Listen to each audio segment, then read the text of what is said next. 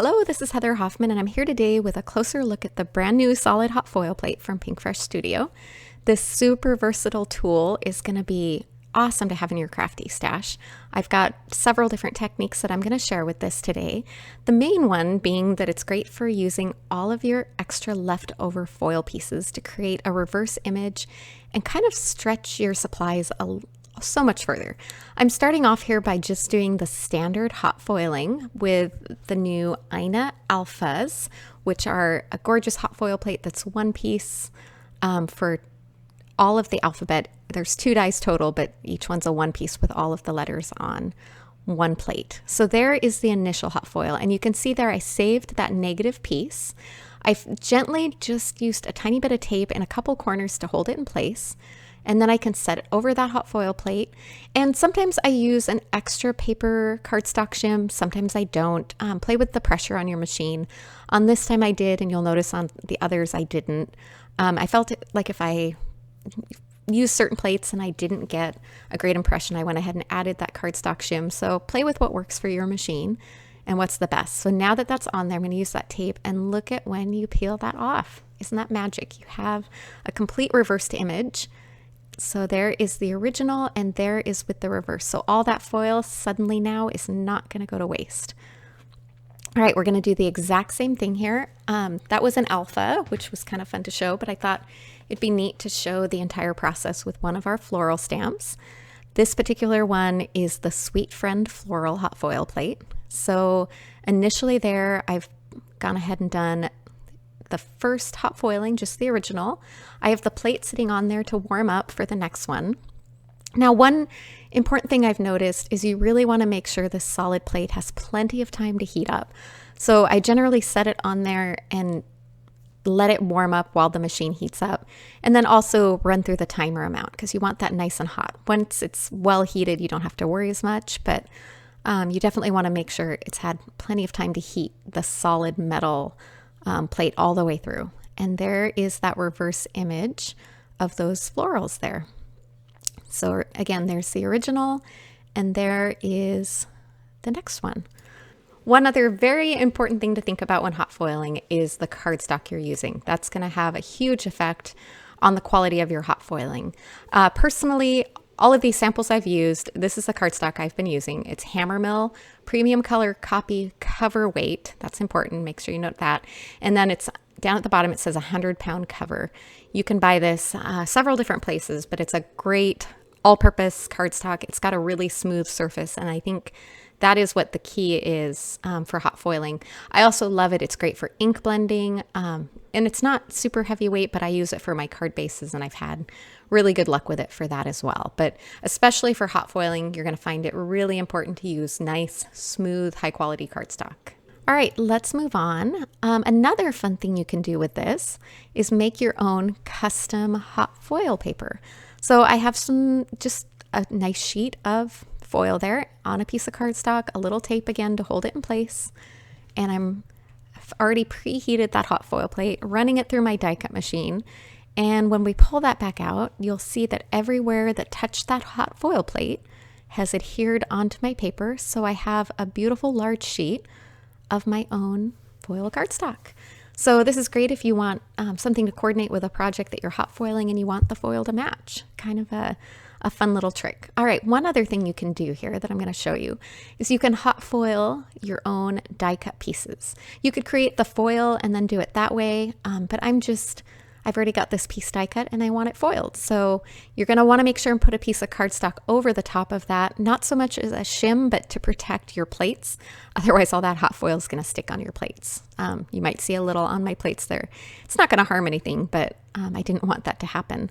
So there you go. Look at how fun. Custom foil colored sentiments. Die cut, and that'll work with any of your word or shape dies or anything else. Now, I wanted to take a minute. You might have noticed I was using the Spellbinders glimmer machine. I wanted to make a note about the Gemini foil press. It does come with a metal plate already. It looks like just a metal shim, and it is designed to do something similar to this. And I've used it, and it kind of works. Test it out with your machine. If you have a foil press, they are kind of doing the same thing. I felt like the solid foil plate, I had smoother results and just better luck with it.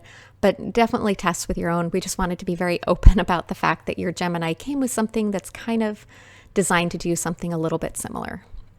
All right, now let's go through some of these. I've got both images, and now you can see when you use the coordinating dies with both of these, you get a completely different look just by doing the coordinating dies. So you can see those initial ones have a lot more white space with the gold, and the other ones, the dies still work and go around, but you end up with full gold around and then the reverse of the image in the white. So kind of fun when you pair it up with coordinating dies on so many things. And again, those are the Ina Alpha dies.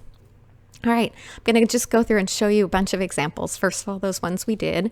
This again is the Sweet Friend Floral, and same thing, I've used the coordinating dies with that. So now you can see the two different images that you have. So you get one that's a lot more foil on it and just like the hint of the white for the detail on it. So you can use those for so many different techniques and cards as well. All right, and then here's another fun example. This is the Folk Garden die. Or I'm sorry, hot foil plate. And I used it with the dies there for the reverse image. So there's the entire image. And then when you die cut them out, the reverse ones, that kind of just gives you a little idea of how that one looks.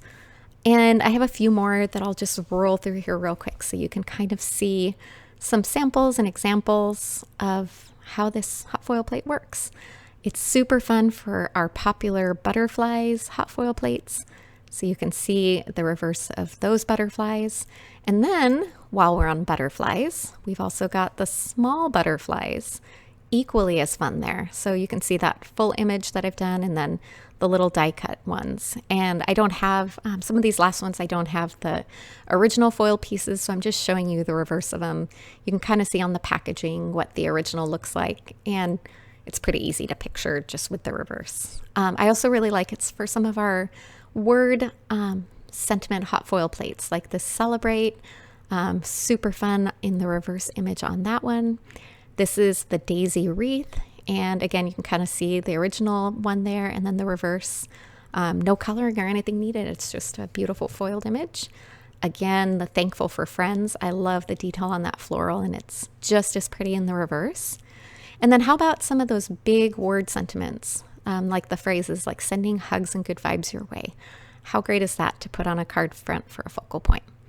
And then it's also super fun for background dies like Sweet Blooms. So there you see you get two different looks with that, with the dainty florals and the original and the reverse.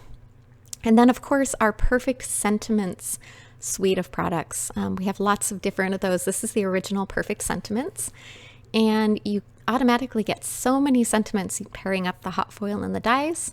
And then if you take the reverse and use those, you're basically doubling your effort for all in one go there. So, and I love the different look you get.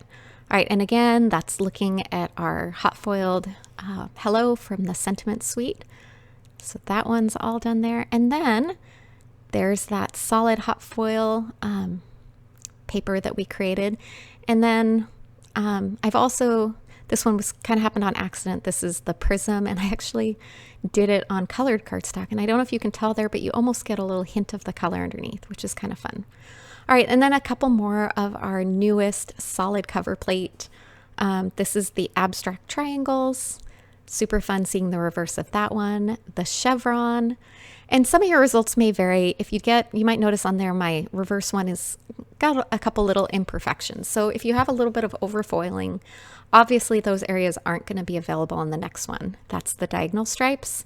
And then this final one, diamonds, I have the original on that card there. And then on the background, so you can kind of see how those work together. So this is only as good as your original foiling. So, you know, the results might vary and it depends on what you're using, but as you can see, I've used it on a wide array of different sets here, and I've had some pretty fun results and been really happy with the ability to stretch my my crafting supplies and have all those hot foil pieces that used to just end up in the trash and make me so sad. And now I can put them to good use and get so much more from all of my supplies that I already have and all these hot foil plates and get a whole different look just with this one plate that's super versatile.